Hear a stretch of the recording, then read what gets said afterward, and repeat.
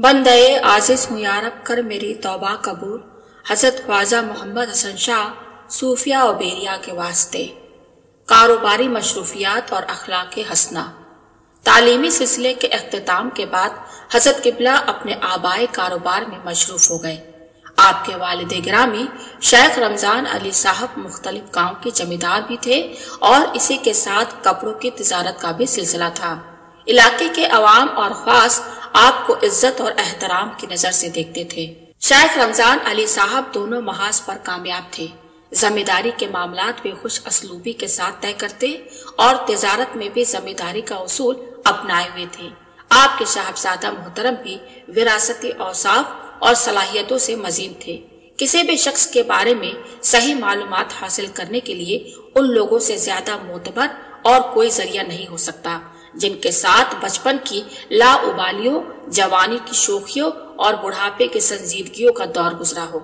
हजरत किबला के हम उमर और हम असर हजरात से आकाई व मुर्शिदी अलहाज सूफी अहमद हसन शाह किबला के वास्ते जो मालूमात और ताशरात हम तक पहुँचे उनका खुलासा यह है। रफीउद्दीन खान, अब्दुल रहीम शाह, मोहम्मद बख्श टेलर, खुदा बख्श चचा, रुदार चौधरी, छंछन कारपेंटर वगैरह ने कहा, तुम्हारे पीरो मुर्शिद हम सब साथियों में सबसे ज्यादा होशियार थे।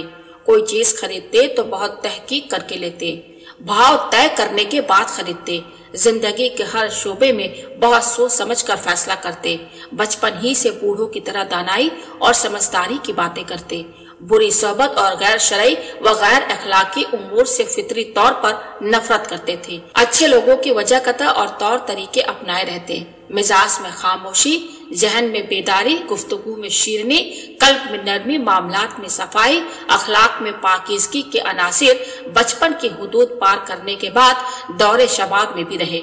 फुकरा, सूफिया और उलमा की सोहबत पसंद करते थे और उनकी खिदमत में कोई झिझक महसूस नहीं करते। कोई साथी या कोई दूसरा शख्स तंज या कुछ और करता तो उसकी कोई परवाह नहीं करते, अपने काम से काम रखते। हजरत किबला की इस खादिमाना तबीयत के बारे में आपके वालिद गिरामी शेख रमजान अली ने हजरत किबला के एक खलीफा हजरत सूफी सनाउल्लाह शाह साहब से इरशाद फरमाया, किसी को फकीर मिले न मिले, हमारे बेटे को तो कोई न कोई फकीर जरूर मिल जाता है। जब देखो एक फकीर का हाथ पकड़े हुए मकान पर ले आता है। आलम शबाब में अगर कोई हजरत किबला के दौलत कदा पर आपसे मुलाकात करने आया या किसी और काम के लिए आ जाता और आप घर पर मौजूद न होते बल्कि वालिद गिरामी मौजूद होते तो आने वाला वालिद गिरामी से मालूम करता कि सूफी जी कहाँ मिलेंगे, तो वालिद साहब जवाब देते, भाई उसका क्या है, होगा किसी फकीर की तलाश में, तुम थोड़ी देर मकान पर बैठकर आराम के साथ इंतजार करो, वो किसी न किसी को साथ लाता होगा। और फिर इत्तेफाक से जो बात वालिद मोहतरम ने बयान की थी वो इसी तरह जाहिर होती और हजरत किबला एक खस्ताहाल फटे पुराने मैले कुचैले कपड़ों वाले का हाथ पकड़े हुए बड़ी शान बेनियाजी के साथ खरामन चले आ रहे होते। वालिद साहिब की नजर जब साहिबजादा पर पड़ी तो उस मुंतजिर शख्स से फरमाया, लो मियाँ देख लो, हम न कहते थे कि किसी की तलाश में गया होगा, अब ये इसको ले आया है, इसको गुस्ल कराया जाएगा, फिर नए कपड़े पहनाए जाएंगे, सर में तेल लगाकर कंघी भी की जाएगी, दूध भर कटोरा भी घर से आएगा और चारपाई पर बैठाकर मेहमान की तरह खाना भी खिलाया जाएगा और फिर बिस्तर वगैरह लगाकर आराम करने और सोने का एहतमाम भी किया जाएगा। सुनने वाला तो इन बातों को सुनकर हैरत में रह जाता, मगर वालिद मोहतरम बिना किसी नाराजगी और तुरशरोई के ये पेशगोई इस तरह फरमाते होते कि जैसे ये रोजमर्रा का मुशाहिदा हो, कोई अनहोनी बात न हो और इसमें जरा सा मबालगा नहीं कि फिर वालिद साहब की पेशगोई लफ्ज ब लफ्ज सही साबित होती। जो कुछ साहिबजादे के बारे में आपने फरमाया था उसका मुशाहिदा उस मुंतजिर शख्स ने अपनी आंखों से कर लिया। हकीकत यह है कि हजरत किबला से मुतालिक इस किस्म की रिवायत इस दर्जा तवातुर तक पहुँचे हैं जिनमें जर्रा बराबर शक की गुंजाइश नहीं। अल्लाह ताला के फजलो करम और बुजुर्गों की दुआओं से घर में किसी चीज की कमी न थी। सखी बाप का सखी बेटा, शिकायत या नाराजगी का कोई सवाल ही नहीं पैदा होता। खुद वालिद गिरामी की फयाजी का यह हाल था कि मुर्शिद नगर या आस पास का कोई गरीब आदमी अपनी बेटी की शादी के लिए कपड़ा खरीदने आता और अर्ज करता कि मैं गरीब आदमी हूँ, कपड़ों की कीमत में कुछ रियायत कर दीजिए, तो आप बड़ी खंदा पेशानी के साथ फरमाते, भाई कपड़ा ले जाओ اور لڑکی کی شادی کرو، اللہ پاک تیرا بھلا کرے اور تیری لڑکی کا نصیب اچھا ہو، بس کپڑوں کی یہی قیمت کافی ہے۔ وہ شخص کپڑا لے کر ہزاروں دعائیں دیتا ہوا خوشی خوشی اپنے گھر واپس چلا جاتا۔ اس طرح غریبوں کی مدد کر کے ہمیشہ ہی آپ کو قلبی مسرت حاصل ہوتی تھی۔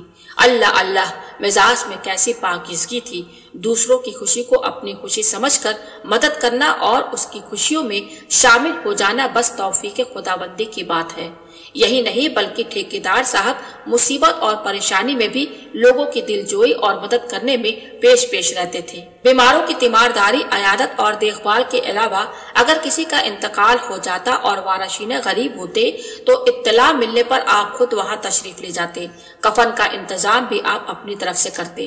اس سلسلے میں کبھی آپ اپنوں اور غیروں کے درمیان کوئی فرق نہ کرتے، بلکہ مرشد نگر کے علاوہ کسی قریبی موجہ کا بھی معاملہ ہوتا تو اس میں امتیازی برتاؤ روانہ رکھتے تھے۔ تجارت اور لین دین کے سلسلے میں لوگ آپ کے مقروض رہتے تھے، لیکن آپ اپنی اعلیٰ ظرفی کے بنیاد پر قرض داروں سے سختی یا بد کلامی کا سلوک نہ کرتے۔ ان تمام اوصاف کی وجہ سے مقامی طور پر ہی نہیں بلکہ اطراف و جوانب میں بھی عام اور خاص لوگوں میں آپ کی مقبولیت تھی۔ حضرت قبلہ کا دست مبارک بھی والد محترم کی طرح کھلا ہوا تھا۔ کاروباری مصروفیات کے زمانے کا ایک واقعہ ہے کہ ایک مرتبہ والد محترم نے صاحبزادہ کو کپڑا لینے کے لیے دہلی بھیجا۔ مبلغ 800 روپے آپ کو دے کر فرمایا کہ فلاں دکان سے فلاں قسم کا کپڑا خرید کر بلٹی کر دینا۔ حضرت قبلہ 800 روپے کی رقم لے کر دہلی روانہ ہوئے۔ دوسرے دن صبح کے وقت دہلی کے اسٹیشن پہ پہنچے اور دل میں خیال آیا کہ سب سے پہلے یہاں کے بزرگوں سے رابطہ قائم کیا جائے۔ اس خیال کے آتے ہی آپ اسٹیشن سے سیدھے محبوب الہی حضرت خواجہ نظام الدین اولیاء رحمت اللہ علیہ کے دربار عالیہ میں حاضر ہوئے۔ وہاں کی روحانی فضا نے قلب اور دماغ کو مسخر کر دیا۔ ذکر و فکر اور مراقبہ کی کیفیت نے روح کو تازگی بخشی۔ مال وغیرہ خریدنے کا خیال ہی دل سے مٹ گیا۔ یہاں حاضر ہو کر آپ کو مسرت روحانی اور سکون قلبی کا وہ خزانہ مل گیا تھا جس کے سامنے دنیاوی مال و دولت کی حیثیت مٹی کی کنکڑیوں سے زیادہ نہ تھی۔ حضرت خواجہ کے دربار میں حسب دستور قدیم محفل سما کا انعقاد بھی ہوتا تھا۔ آپ نے بھی اس میں شرکت فرما کر قوالوں کو خوب روپے نظر کیے۔ نتیجہ یہ ہوا کہ 2-4 ہی دن میں تمام رقم خرچ کر کے کپڑا خریدنے کے بجائے حقیقت اور معرفت کا انمول خزانہ لے کر گھر واپس آئے۔ اس زمانے میں 800 روپے کی بڑی اہمیت تھی۔ والد محترم کو معلوم ہوا کہ صاحبزادہ دہلی سے واپس آ گئے ہیں۔ گھر میں موجود نہ پا کر معلوم کیا کہ کہاں ہیں، بتلایا گیا مکان کی چھت پر آرام کر رہے ہیں۔ لڑکے کو خاموش دیکھ کر والدہ محترمہ نے دریافت کیا، بیٹے کیا بات ہے، بہت خاموش ہو؟ آپ نے عرض کیا کہ تمام رقم ہم نے محبوب الہی حضرت خواجہ نظام الدین اولیاء کے دربار میں خرچ کر دی ہے، کپڑا وغیرہ کچھ بھی نہیں خریدا۔ والدہ محترمہ نے فرمایا تو اس میں فکر کرنے کی کیا بات ہے، رقم کسی غلط جگہ تو خرچ نہیں ہوئی۔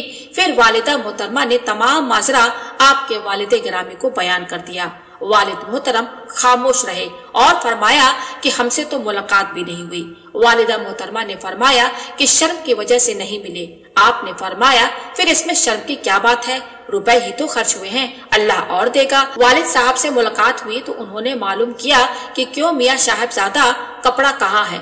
آپ نے عرض کیا کہ بلٹی کر دی ہے۔ والد صاحب یہ سن کر مسکرا دیے اور پھر کچھ نہ کہا، اور حقیقت بھی یہی تھی۔ کہتے بھی تو کیا کہتے، جانتے تھے کہ اس نے اپنے حساب سے واقعتاً بلٹی کر دی ہے، ایسی جگہ جہاں پر نقصان کے سودے کا سوال ہی نہیں پیدا ہوتا۔ اس سے اندازہ لگایا جا سکتا ہے کہ کتنے ناز و انداز سے آپ کی پرورش ہو رہی تھی۔ لیکن جب اسی پروردہ ناز نے رشد و ہدایت اور طریقت کی منزل کی جانب پیش قدمی کی تو ریاضت و مجاہدہ کی ایسی مثال قائم کر دی جس کی کوئی مثال نہیں مل سکتی۔